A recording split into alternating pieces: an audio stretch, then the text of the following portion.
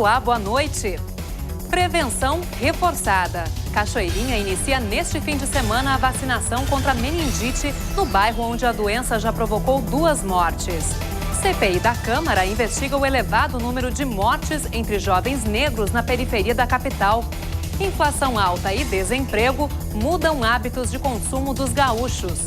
20 motoristas são flagrados todos os dias no Rio Grande do Sul, dirigindo embriagados. Você vai ver agora os principais fatos do dia na capital e no interior do estado.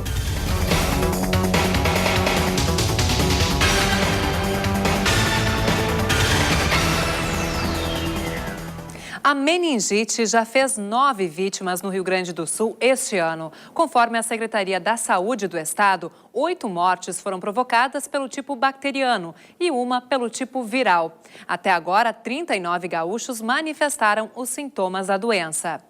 Em Cachoeirinha, na região metropolitana, a vacinação vai ser reforçada a partir do fim de semana no bairro onde 2 pessoas morreram por causa da doença.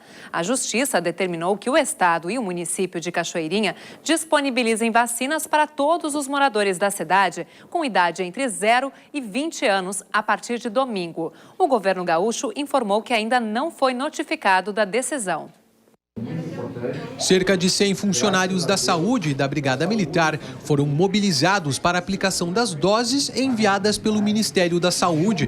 Provoca uma reação imunológica de estímulo à formação de anticorpos. Então, de tal forma que quando a pessoa no futuro entrar em contato com aquele agente bacteriano, ela vai estar protegida porque vai ter anticorpos que vai neutralizar essa bactéria.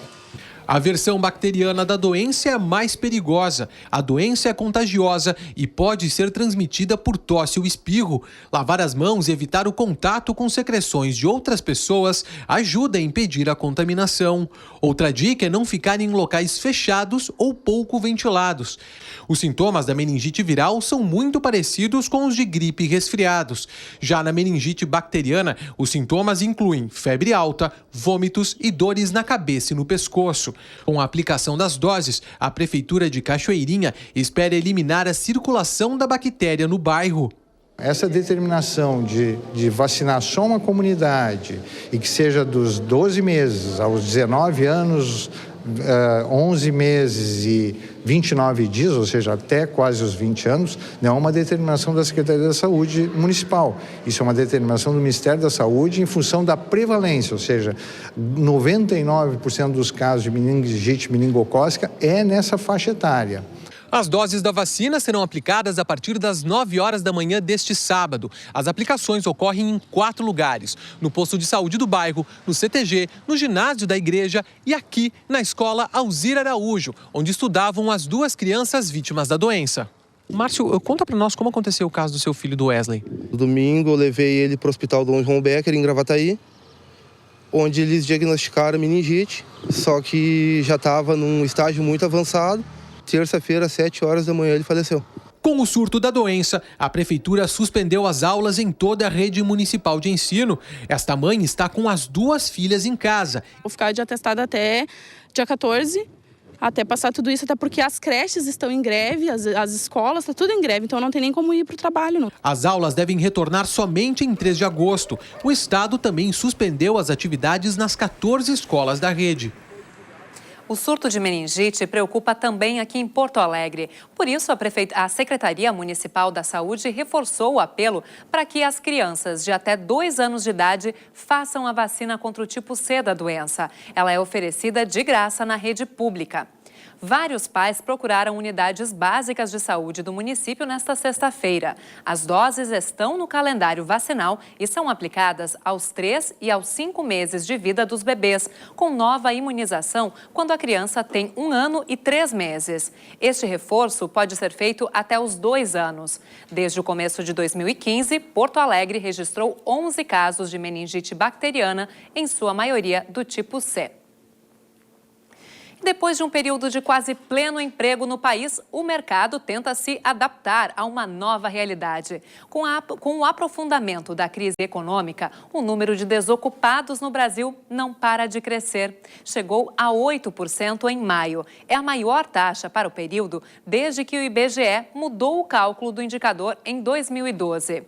E no Rio Grande do Sul, o quadro não é diferente. Foi a maior variação em 12 meses desde o início da pesquisa do IBGE em 2012. O aumento acumulado de um ano no número de desocupados no país foi de 18,4%. A desaceleração da economia atingiu diretamente o emprego. Alternativas para não aumentar ainda mais o número de desempregados são propostas pelas empresas e também pelo governo, que publicou uma medida provisória que permite reduzir a jornada de trabalho em 30%, com a diminuição proporcional do salário compensada em 15% pelo Fundo de Amparo ao Trabalhador. Com a atual situação, é inevitável que tanto o layoff como essa questão do PPE, do Programa de Proteção ao Emprego, eles sejam adotados pelas empresas. Por quê? Porque a gente sente uma estagnação da economia, que não nos visualizamos ainda até quando isso possa vir a acontecer. Então, são medidas importantes para tentar preservar o emprego do nosso trabalhador. A pesquisa também aponta um cenário que afeta diretamente o emprego estável. Primeiro, porque são 708 mil trabalhadores a menos com carteira assinada em um ano. E, por outro lado, também houve a queda do emprego informal, em 310 mil trabalhadores, o que representa mais gente procurando emprego. Vilma teve o documento profissional assinado pela última vez há 7 anos. Há 10 dias foi demitida do último emprego como cuidadora exatamente porque pediu o registro na carteira e a patroa não aceitou. Como não conseguiu o seguro-desemprego, agora precisa logo achar outro emprego. Com certeza. Então, estou aqui para resolver isso, né? Outros trabalhadores não estavam procurando emprego e também passam a engrossar a fila como donas de casa e estudantes, segundo o IBGE. Nesta consultoria de emprego, enquanto a queda de vagas profissionais caiu 40% em um ano, as de estágio só reduziram 5%. É que também as empresas têm apelado aos estagiários no momento da crise. Contratar um estagiário, possa desenvolvê-lo e ele possa, né, até num curto período de tempo, ser efetivado.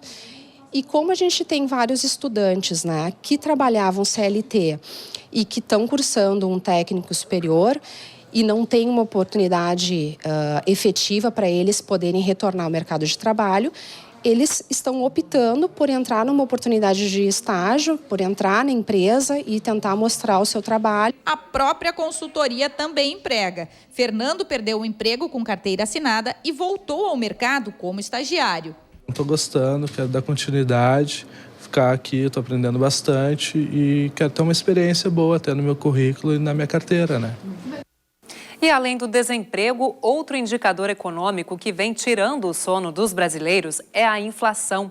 A taxa oficial do país, medida pelo IBGE, fechou o primeiro semestre do ano acima de 6%. É o maior índice para o período desde 2003. Em Porto Alegre, no entanto, a lógica se inverte. A capital gaúcha fechou o mês de junho com o IPCA em 0,75%, contra 0,97% em maio. A variação negativa de 0,22% é pequena, mas um alívio no bolso do consumidor, que vem padecendo as altas nos preços. Que eu comprava com R$100, hoje não é possível mais. O pão francês encareceu 0,5%. Parece inexpressivo? Florentino acha que não. O preço lá nas alturas, né? Então a solução é mexer no paladar para não mexer no bolso. Claro. O aumento no preço da carne, por exemplo, assusta. O produto está em média 2,95% mais caro. Mas se engana quem pensa que é a carne que mais vai pesar no bolso do consumidor.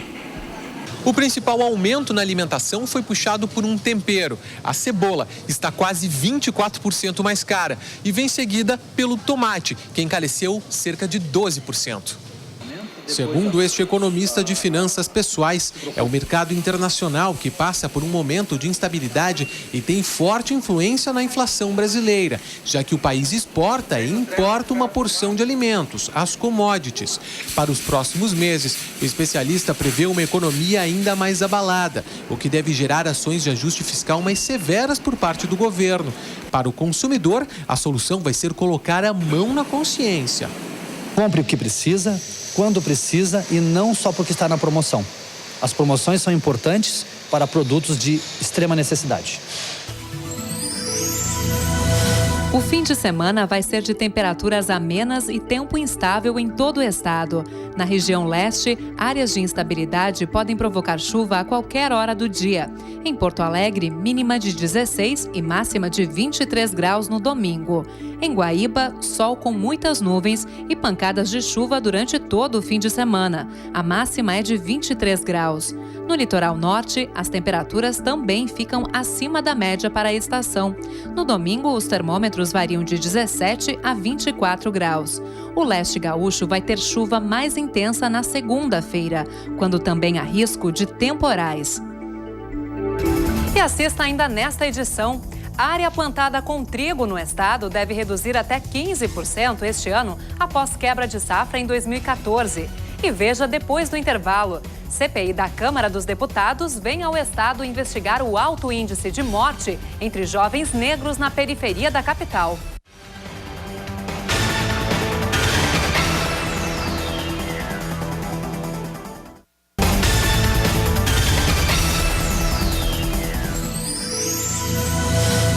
O fim de semana começa com sol e muitas nuvens no oeste do estado. Em Uruguaiana, tem previsão de chuva a partir da tarde de domingo e as temperaturas sobem. A máxima atinge os 25 graus.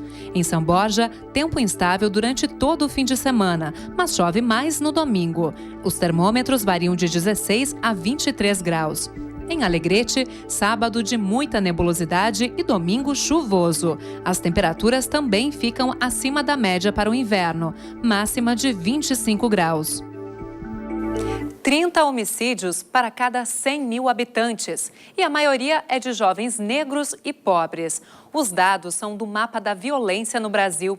Para a Organização das Nações Unidas, taxas acima de 9 homicídios já são consideradas de países em guerra civil. A CPI da violência contra jovens negros e pobres, que é organizada pela Câmara dos Deputados, veio à capital gaúcha para mapear falhas na apuração desses crimes. O debate no plenarinho apontou que as vítimas são principalmente jovens negros de 15 a 29 anos, com baixa escolaridade, moradores da periferia e áreas metropolitanas. À tarde, a discussão continuou no bairro Restinga. Lá, moradores e líderes comunitários se reuniram para falar de projetos e políticas públicas que possam mudar as estatísticas sobre a juventude negra.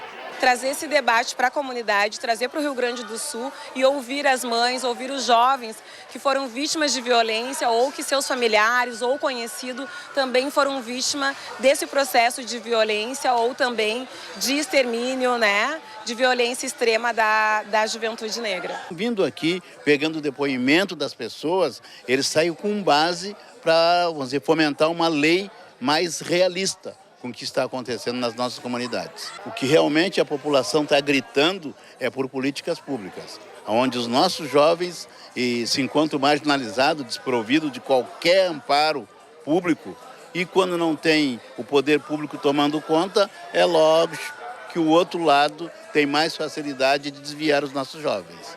Segundo o mapa da violência, no Rio Grande do Sul, são 42 homicídios para cada 100 mil habitantes. Na capital, essa taxa supera os índices nacional e estadual. São 93 homicídios para cada 100 mil habitantes. Cristiano desenvolve, em conjunto com outros amigos, atividades culturais na Restinga, como forma de enfrentar e reduzir a violência. A gente quer questionar dele, sim, quais as reais ações que estão sendo implementadas e as que estão acontecendo mesmo. Porque, bom, no papel é muito bonito, mas quem vive na comunidade sabe tudo o que está acontecendo com a juventude e o que eles estão passando e que, na verdade, essas ações, elas acabam não saindo do papel, elas ficam só lá e não vêm para a ponta onde é preciso de verdade. No final dos trabalhos, a comissão deve apresentar uma proposta de emenda constitucional para um novo sistema de segurança pública, que compartilhe responsabilidades entre os 3 poderes e a sociedade civil. Nós temos que fazer que essa questão seja de todos. Inclusive, nós temos que refazer o caminho penal, a persecução penal. Nós precisamos dialogar com a justiça criminal, porque nós temos uma justiça que prioriza crime contra o patrimônio, não crime contra a vida. Apenas 3% de quem comete crime contra a vida são presos, 3%. Só 8% são julgados. Os poderes que permite tanta matança e permite, ao mesmo tempo, não priorizar crime contra a vida, de uma maneira ou outra, tem responsabilidade. E terminou agora há pouco, na Esquina Democrática, centro de Porto Alegre, um protesto contra o projeto de emenda à Constituição que prevê a redução da maioridade penal. O tema também foi discutido na tarde de hoje na Associação dos Juízes do Rio Grande do Sul, em encontro do senador Lazier Martins com magistrados, promotores e defensores públicos. Na reunião, o grupo falou sobre as deficiências do Estatuto da Criança e do Adolescente e relatou as dificuldades das instituições em que os jovens cumprem medidas socioeducativas. O senador gaúcho propôs que os juízes façam um manifesto expondo a situação e afirmando serem contra a redução da maioridade penal. Em outras ocasiões, a Ajures já manifestou não concordar com qualquer proposição de rebaixar a idade penal. O tema tem motivado diversos protestos, como o que aconteceu no final da tarde aqui na capital. O ato contou com representantes de diversas entidades e movimentos sociais. Muitos seguravam cartazes condenando a PEC, que já foi aprovada em primeiro turno na Câmara dos Deputados. E moradores de uma área ocupada na zona norte de Porto Alegre também protestaram hoje contra a reintegração de posse prevista para a próxima terça-feira. Cerca de 400 famílias moram na ocupação conhecida como São Luís. A manifestação causou congestionamentos na região central da cidade durante a manhã. Perto da hora do almoço, o grupo seguiu pelo centro em direção ao Palácio Piratini. À tarde, os manifestantes se concentraram em frente ao prédio do Foro Central, no bairro Praia de Belas. Eles pedem uma reunião de mediação na Justiça antes do cumprimento da reintegração de posse. Sábado com predomínio de sol entre nuvens e domingo de tempo chuvoso. Assim vai ser o fim de semana no centro do estado.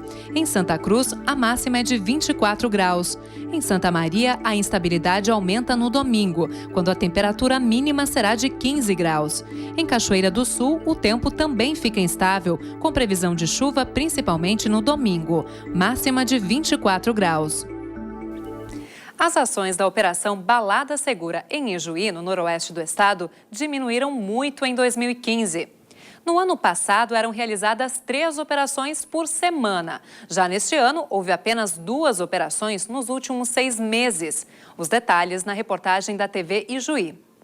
A brigada diz que falta efetivo e que o corte das horas extras é o principal motivo da diminuição das operações. Para se ter uma ideia, as horas extras sofreram um corte de 70%. Isso afetou não somente a periodicidade da Balada Segura, mas também outras operações realizadas pela Brigada Militar.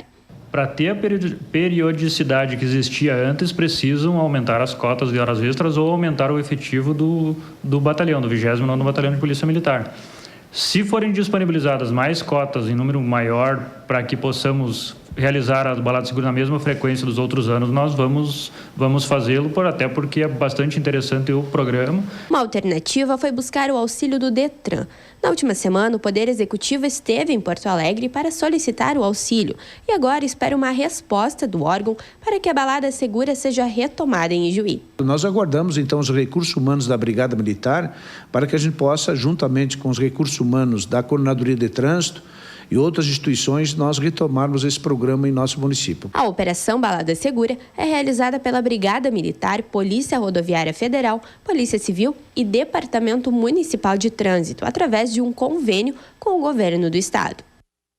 E, em média, 20 motoristas são flagrados dirigindo embriagados no Rio Grande do Sul todos os dias. O número não diminuiu nem com o reforço da lei seca, que aumentou as ações de fiscalização e as punições.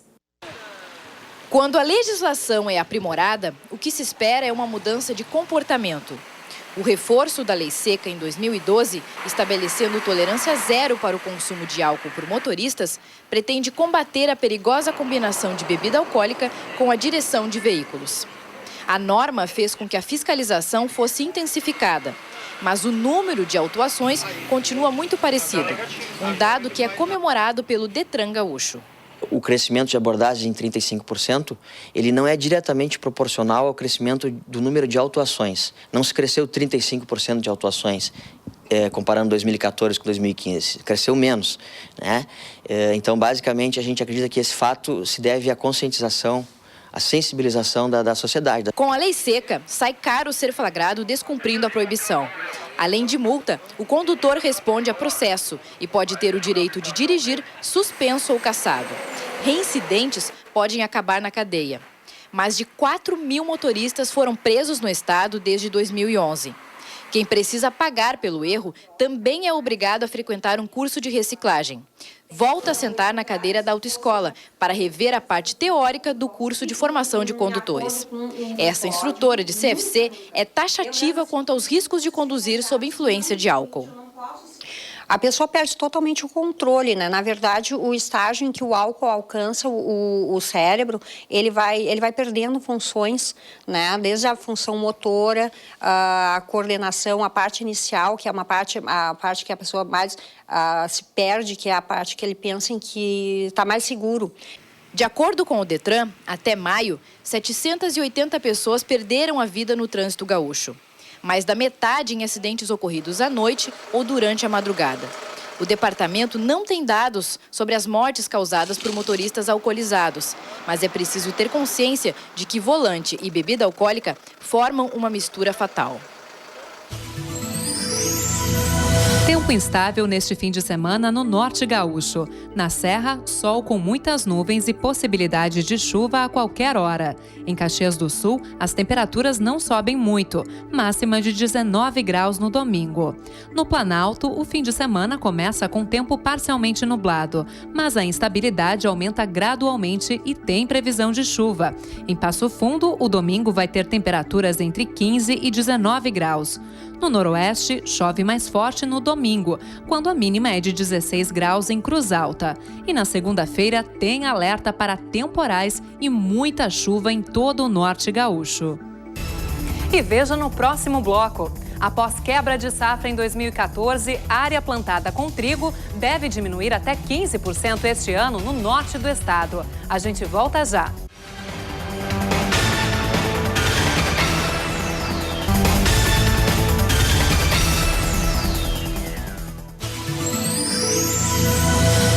Na região sul, a chance de chuva é menor. O fim de semana vai ter grande variação de nuvens e tempo instável a partir de domingo à tarde. Em Bagé, máxima de 23 graus. Temperaturas amenas também em Pelotas, onde os termômetros não devem passar dos 19 graus. Em Rio Grande, mínima de 13 e máxima de 18 graus. Os maiores volumes de chuva estão previstos para segunda-feira. O Ministério da Educação autorizou a criação de 3 novos cursos de medicina no Rio Grande do Sul. Vão ser abertas 55 vagas na Universidade Regional Integrada do Alto Uruguai, em Erechim, 60 na Fevale, em Novo Hamburgo, e outras 50 vagas na Faculdade Estácio de Ijuí. Anunciadas pelo MEC ao meio-dia de hoje, as universidades brasileiras que receberão o curso de medicina. Em Ijuí serão disponibilizadas 50 vagas. A Universidade Estácio foi anunciada como a instituição apta a implementar o curso no município. Após um trabalho efetivo para que o curso de medicina fosse implementado na Unijuí, a comunidade não recebeu positivamente a notícia. O reitor da universidade disse que só irá se pronunciar quando tiver o documento do Ministério da Educação em mãos, o que deverá ocorrer até a próxima semana. Eu preciso ter acesso ao processo, daí a gente vai avaliar o que fazer. O trigo é o segundo cereal mais produzido do mundo. O Brasil colhe em média 12 milhões de toneladas por ano. Mas as constantes quebras de safra fizeram produtores gaúchos repensarem a área plantada. Neste ano, a expectativa já é de redução do plantio. E a tendência é a mesma para os próximos anos.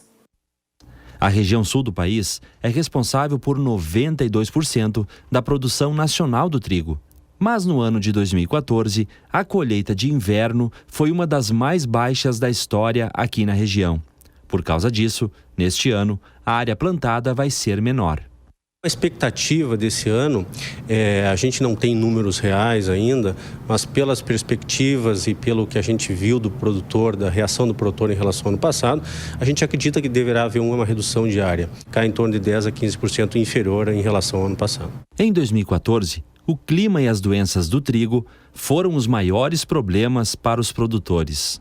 Nesta fazenda próxima ao município de Sarandi, a família da Fernanda planta 6 cultivares de trigo em 400 hectares.